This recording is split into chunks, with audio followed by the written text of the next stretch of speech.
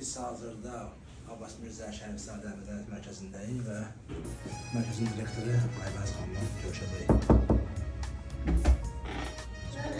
Salam aleyküm Aybəniz xanım. Hoş geldiniz. Hoş gördük. Necəsiniz? Yaxşı. Xeyirli uğurlu olsun. Sağ olun, çok sağ Uğurlu olun. olsun. Hoş geldiniz, hoş geldiniz. Çok sağ olun.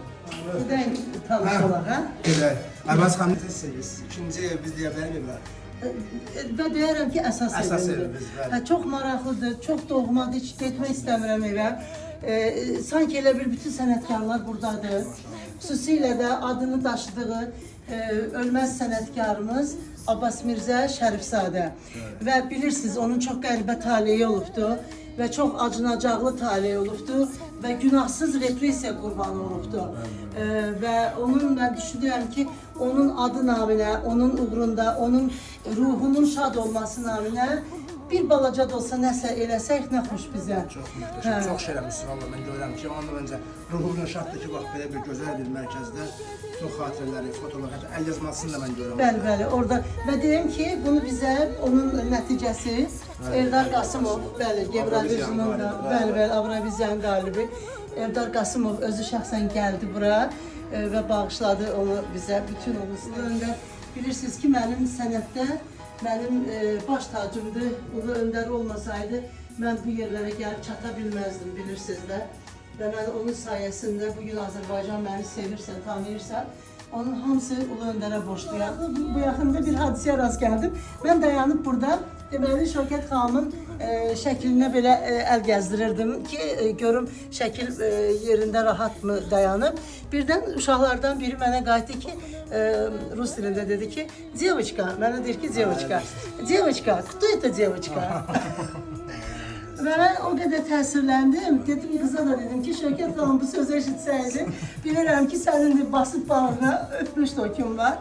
Əlbəttə, bütün həyatda olanlara Allah can sağlığı versin. Bax, görürsünüz, Xuraman Fidan xanımın şəkili var burada. Elvira xanımın və digər sənətkarlarımızın bu insanlar hamısı Azərbaycan mədəniyyətinə iz qoymuş insanlardır və unudulmayan insanlardır. Heç vaxt unudulmayacaq. Onlara nə onları yaşatmaq üçün oğul lazımdır, nə qız evladı lazımdır. Bəli, xalqın sevimliləridir və xalq onları yaşadacaqdır. Siz də xalqın sevimlisiniz, Aybəniz xanım. Həm Çox də sağ olun. özünüzün bizim bu sənətkarlara bax burada gənc nəsilə hər zaman olduğu kimi bizim tələbələrə, övladlarımıza yaşadırsınız. Yəni bu özü düşünürəm ki, millətimizə ən böyük xidmətdir. Borcumdur. Mən onu özümə borc bilirəm və sevə-sevə edirəm bunu. Çox sevinirəm və şadam.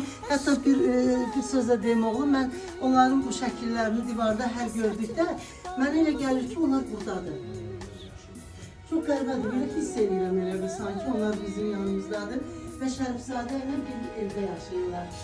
Sanki bax, deyərdi bəli. Və deyim ki, sizə ki, müəllim heyətimiz, çox güclü müəllim heyətimiz var və komanda olaraq çox gözəl müəllim komandası var və tələbələrimiz inanılmaz razıdır bu dərslərdə. Burada hansı istiqamətlər var Aybəniz xanım? Müxtəlif istiqamətlərdir. Müxtəlif istiqamətlər var, əziz oğlum. Deməli, bəli, mədəniyyətimizə aid demək olar ki, bütün sahələr var. Eyni zamanda şahmat var. Gimnastika var, müalicəvi gimnastika var. Bəli.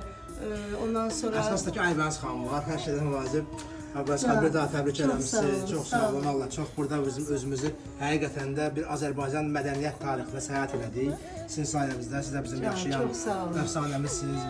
Həqiqətən də Azərbaycan mədəniyyətinin əvəz olunmaz şəxslərindən birisiniz. Çox sağ olun. sizə minnətdaram, çox sağ olun. Bura sizin öz eviniz olsun. Və həmişə gəlin, xahiş edirəm. Heç mənə deməyin. Səhər 9-dan 6-ya kimi biz buradayıq. Gəlin, elə zəng eləyin ki, Gəlirik. gəlirik. Vəssalam. Çox sağ olun. Siz sağ olun.